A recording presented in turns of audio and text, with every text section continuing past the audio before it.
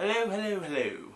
Okay, so it is really hot, and it is 12:40 something.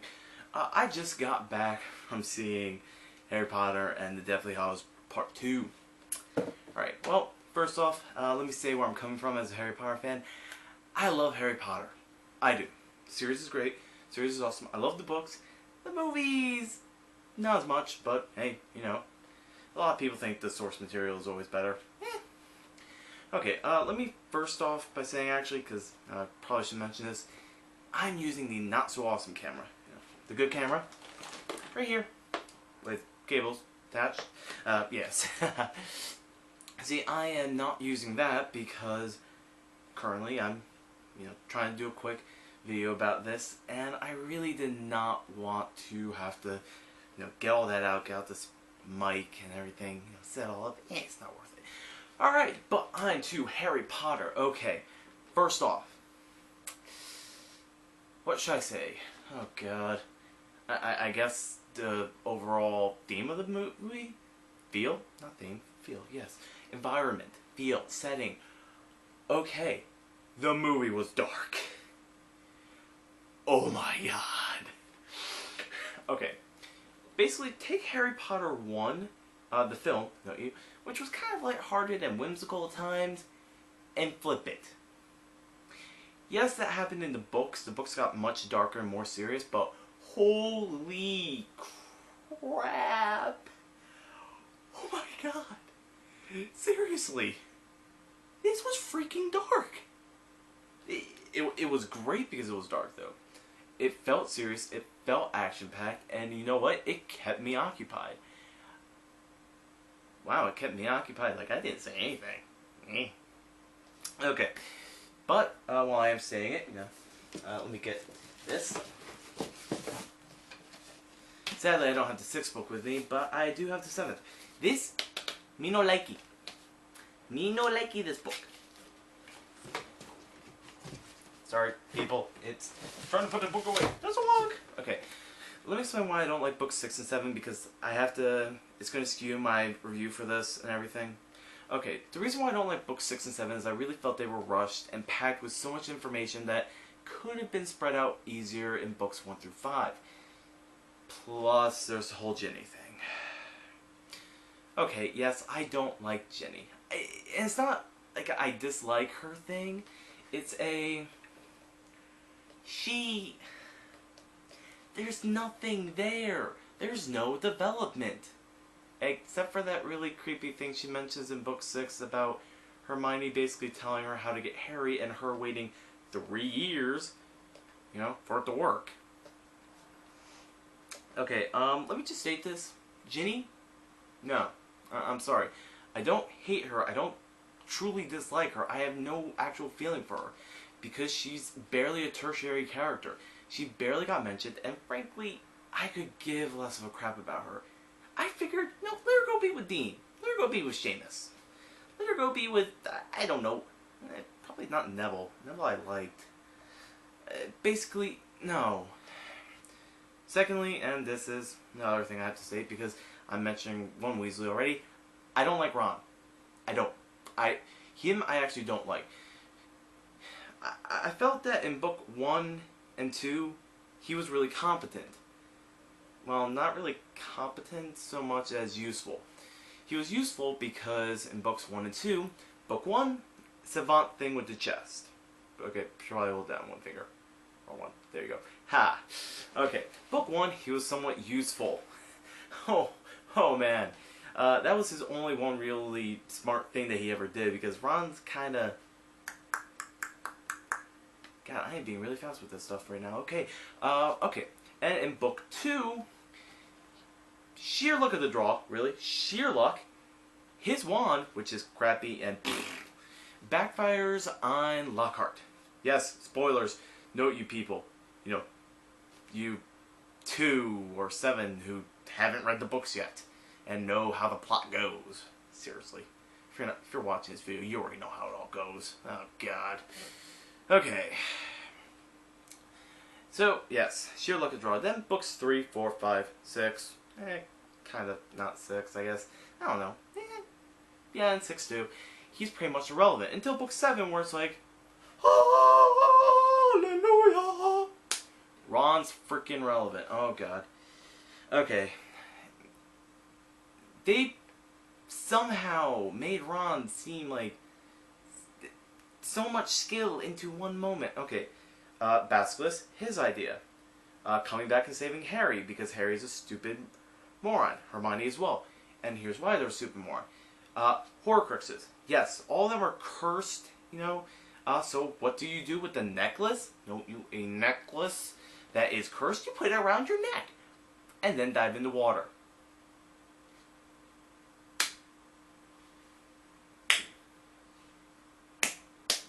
There's not enough face palmage to state how stupid that is. But, whatever. You know what? I could care less now. Because obviously this was J.K. Rowling's way of getting Ron back. But the thing is, Ron was a selfish git. He got into an argument with Harry over the whole thing. And left on the Saving the World quest. You don't leave during the Saving the World quest! God! No! God, no! Okay, I'm done. As I said, you know, I really think that was a self-skit move of him. Plus, there's that whole romance thing with Hermione, which I really don't feel there was any development there. I mean, we're talking about polar opposites whose only connection is Harry, and yes, there's a whole argument that, you know, they argue and opposites attract, but you know what? That's when there's something other than one thing connecting them, which was Harry. And they're such polar opposites. Ron, stupid, sporty, dumb jock. Hermione, smart, talented, not jockey. And oh god, I just realized, if this were a high school drama movie, which it kind of is, seeing as how they're all teenagers, then they would be perfect for each other. Oh wait, I hate those two because they're stupid. There doesn't have... Actually, no, wait, I forgot. In the high school drama, things like that, the jockey guy always has a sensitive side to him that actually makes him seem good. Ron doesn't. Okay, he doesn't. Ron has no sensitive side to him that makes him artistic as well as macho. Oh god. No. I would be scared if he did, and I'm glad that he doesn't. But, yes, once again, I'm diverting from the actual description of the movie. So, as I said, you know, the Weasleys don't like the relationship thing, so I'm going to state that right now. I could care less about that in the film. It makes me gag, and not for a good reason. So, that, while it wasn't even handled well in the films. Good. My god. Okay. Once again, I'm getting off topic. Sorry. I start to rage a little when it comes to stupid writing. Okay, well, thankfully though, the film, as I said, was very dark, it was very fun, and, well, you know, it was an action-packed movie. It felt like though there was one major problem with it, and that was the fact that it felt like the second half of a movie. Well, it'll be a very long movie, but it felt like the second half. It didn't feel like a whole another movie, which I guess it wasn't supposed to, but it kind of annoys me that they cut it into two movies. I really think that was just Warner Brothers' way of making money, because look at Lord of the Rings! Movie 3? It was like 4.5 hours! 4.5 hours, man! My god! Wow, I'm gonna really be doing that a lot, aren't I? Okay. I really dislike the fact that obviously they were trying to milk this out as long as they could. And, you know, if they ever release it such on DVD that they release parts 1 and 2 as a single DVD, maybe I'll buy it then, but I really don't think I can buy parts 1 and 2 as separate DVDs, because that's just stupid. But, you know, once again, going off topic. Alright. Okay. The acting. The acting was phenomenal. This was... Oh my god. All the characters who realized that this was their final stand, this was the end of the world events, this was the final confrontation. You could feel it on them. You could feel all of this dread and despair and ending, and it was, oh my god. Oh, just wow. And I liked it, you know, I really liked it. It was amazing. You know, they all really looked like they were feeling the dread, like this was the end. I got a little annoyed with some of the graphics works, the 3D effects, and it was actually the green screening. And actually, only one of them the green screening, because there were only like really 2 major green screens, you know, that were kind of, you know, totally obvious green screens. There was one, the King Cross Station White Room type deal, and I have 2 things to say for that. One, I was going to say when I saw the little baby Voldemort thing, kill it with fire, you know, kill it with fire! But it looks like someone already tried to. Also, Albus Dumbledore went from Gandalf the Grey to Gandalf the White. Okay, awesome. So you have vanquished the demon. Okay, good to know. Also, they really made him seem to be a diabolical bastard in this film. You know, making Dumbledore evil and everything. Not really evil, just very manipulative and kind of cruel, really. I mean, wow. It kind of strikes you when you see some of his dialogue with Severus in the past and stuff. Snape, you know, Severus Snape. And it's really dark. It's really scary. Just how manipulative this guy is. But that actually brings me up to the second thing. You know, I have to mention green screen, because I just mentioned that whole deal. And I'll mention the whole thing with Snape later on. I hate to mention this because it was one of my favorite scenes. The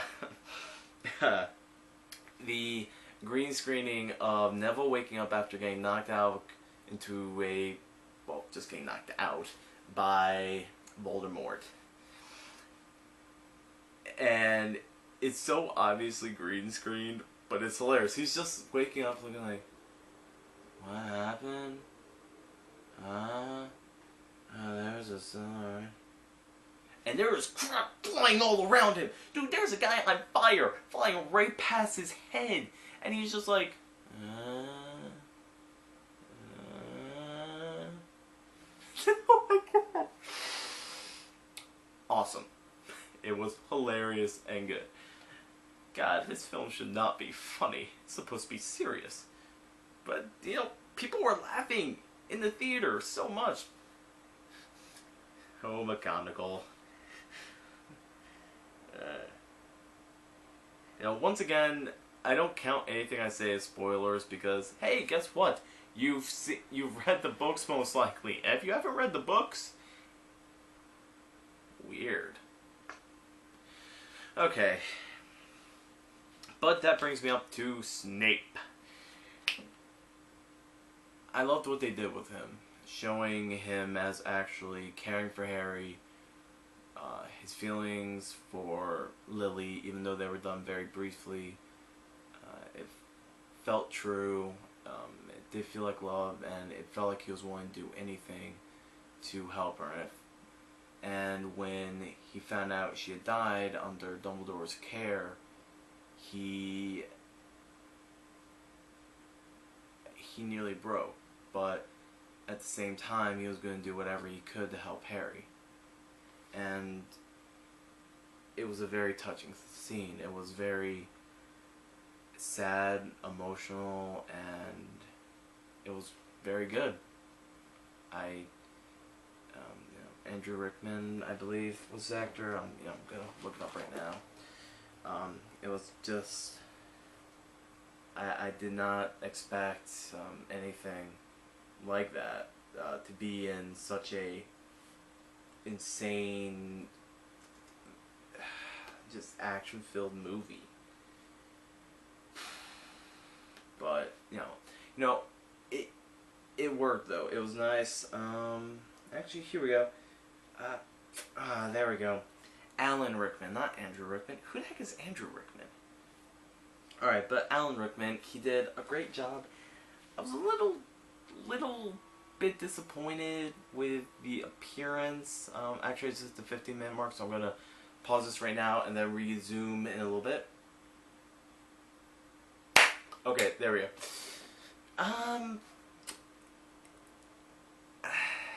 They gave him like eyeshadow and stuff, and I guess to seem darker and kind of evil, but it didn't seem to work for me. It just seemed to be like, I don't know what they were trying to pull off, and like I want to have a good response to it, but it's like, why can't you go back to Harry Potter 1 Snape? He actually looked,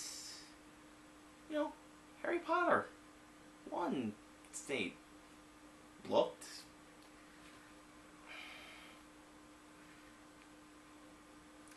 evil, but normal, I guess?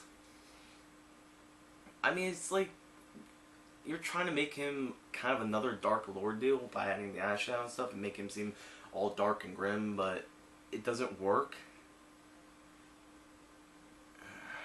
I don't know, that's just my feeling. But, on to the fight scenes, which is pretty much everything. It's awesome. It's mostly them running around the fight scenes, but the deal is that you see so much that even though the primary focus of the camera is not actually fighting most of the time, you're just swept up in this environment. It's better than Michael Bay film. I'm letting that be noted now. It is so much better than Michael Bay film. You have all these explosions, these bursts of light, which really do work. The effects, the spell effects are great. When they shoot up, the giant shield is amazing. It's just wow. One thing a lot of people have been complaining about, and this I want to note as well, is the off-screen deaths and a lot of the action. Well, the thing is, that's kind of how it went in the books. They're actually playing it to key there. People died. Guess what? The main characters weren't there when they died, so they didn't see the deaths, which a lot of people complain about. They're like, oh, but wait, why did you see the deaths? Well, guess what? They weren't there, so they didn't see it. Quit your complaining. But, the off-screen deaths were handled well. It was still devastating to see, George die. Was it George? Oh dear God, I need to read the books again. Sorry people, I need to look something up again. Okay, well, as I said though, they're fun books. I'm sorry, I just was starting to talk about the books again. They're fun movies, and they handled it well. They definitely handled it, really well. And the deaths were handled well. But the death that got the most complaint was they didn't like how Bellatrix Lestrange died. Which really makes me kind of laugh, because everyone was kind of like, oh, we want this big, crazy death. Instead it's just like, fire, fire, fire, block, block, block. Fire, fire, fire, petrify, boom. Why are you guys complaining? It was still a good death. Oh, great. My internet is hating me now. Okay, you know what? Whatever. I'm gonna say it was George. Probably wrong. You guys can, tell me I'm wrong in the description. I said description, didn't I? Wow, I'm sorry. Okay, I mean in the comments. Okay. Okay. So, on to more talk of actions by characters, stuff that I like. The really creepy hug scene. It's a very brief scene, but it's when... Sorry, internet is being stupider. Okay, it's a really brief scene, but it's when Draco supposedly goes over to Voldemort's side again, and yes, once again, spoilers! But you know, you already know all this. Seriously, if you don't, where have you been? Canada? Sorry, Canada. Okay, but Voldemort hugs Malfoy, which is really creepy because it's like Mr. Bad Touch. You know, it's just like, you get this slimy feeling, you're just like...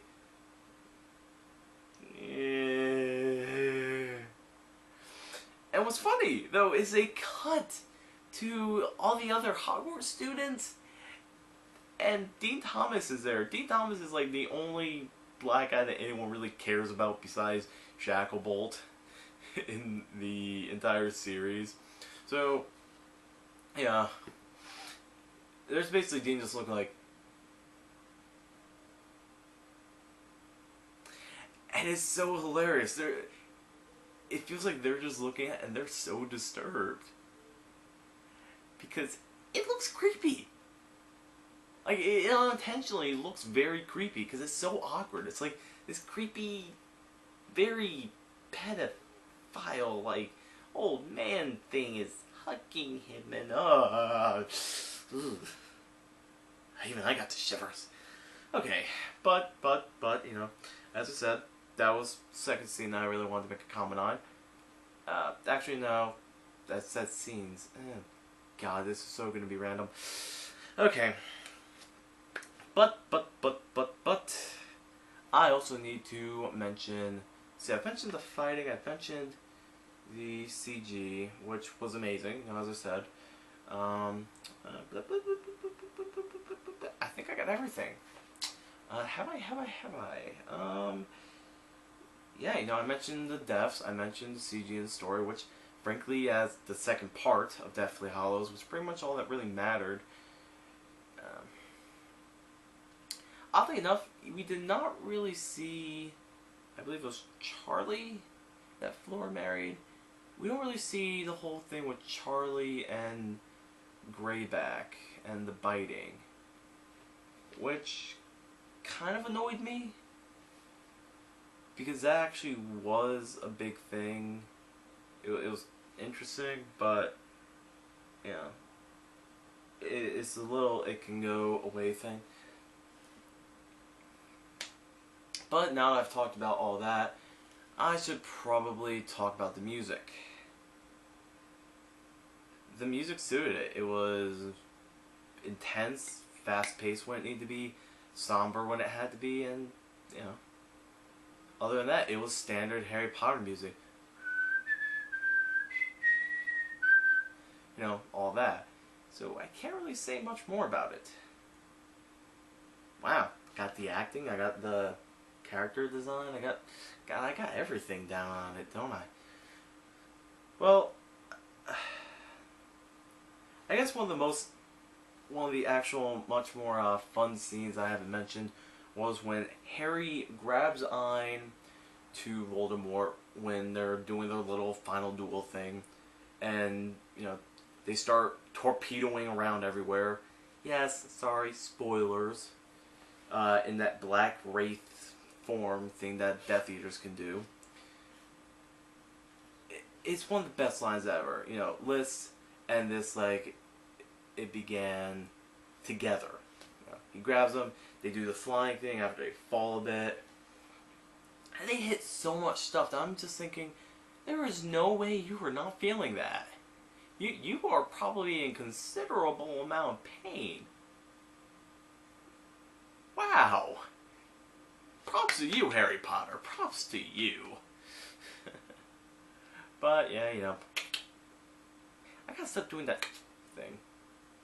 Okay, but, yeah, you know.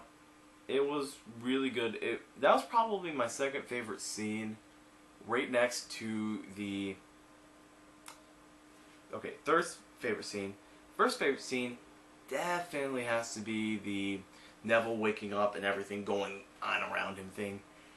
That's just so hokily, like, unreal. It was really bad green screening because it's kind of obvious, but it was funny. And second scene, definitely the Mr. Bad Touch thing from Voldemort. Because it's just like, oh god, that is so creepy. But it's funny because you can tell that the guy that's playing Draco is just thinking, I don't want to be here. Mommy, I don't want to be here. But yeah, definitely the warping around scene is definitely my third favorite scene in the film. And where would I be if I don't describe the epilogue? I suppose, as you know in anything, the epilogue is best described. Alright, I didn't really care for the epilogue. I don't care for the epilogue for two reasons. One, it was written long before J.K. Rowling ever wrote book one, which kinda...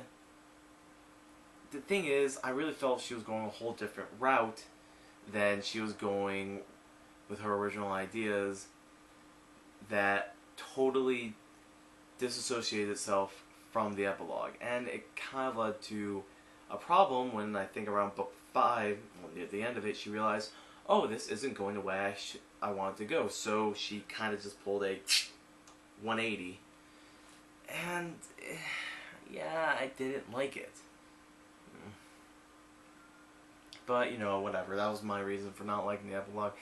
Secondly, the reason why I didn't like the epilogue, and this is because of in the actual ending of the film, a lot of the characters, the looking older thing, they did look older, but it kind of felt not so much they were older as they were... It still just felt like they were teenagers, or young 20-somethings, mocked up to look older,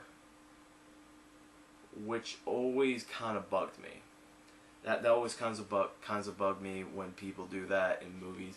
You're mocked up to look older, and it doesn't look right. Like Malfoy, his forehead is huge, even bigger. He's got receding hairline, which they did mention in the book, but it just looks kind of hokey. I use the word hokey a lot, sorry, but it didn't really look that realistic. And Ron and Harry, they did look older, but they looked like they were just still themselves, just slightly changed to kind of look older, but it's still 20-somethings, because the actors are 20-somethings.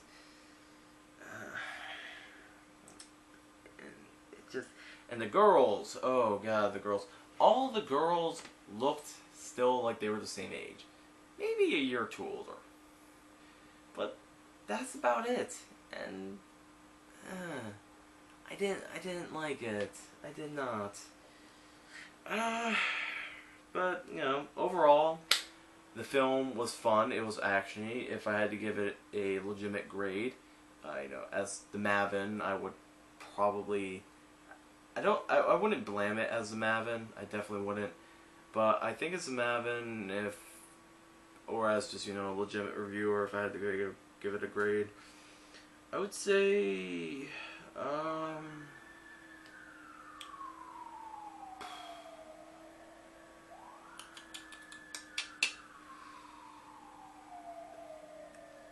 as a legitimate review, a most likely 7 out of 10. No, actually, no. As a personal review, 6 out of 10. And that is because my own personal preferences were ignored, and I felt there were still some very stupid parts in the film, and they made Hermione seem really... I gotta reread the books, but they made Hermione seem really stupid, not able to remember certain things, and that kind of bugged me. because it was just used to make Ron look in a better light, which I didn't feel was needed, because the movie version of Ron's better. As a actual review from a film critic for People, I would say 8 out of 10. There's some 8 out of 10 or 9 out of 10. Probably, yeah, 8 out of 10. There are some little glitches with the film and things that aren't that great, but you know what? It's a fun film, and I personally think people would like it. You know. So, hey, go see it. I recommend it. Watch the other movies first. Otherwise, you won't get a feel for it. If you can, watch Deathly Hallows Part 1 right before it, because that will help you get the full feel for what's going on. It'll feel like you actually watched all that at once. Hey, that's everything. Good night, guys, because it is really, really late. And I'm still not tired. Whatever. Ciao, guys.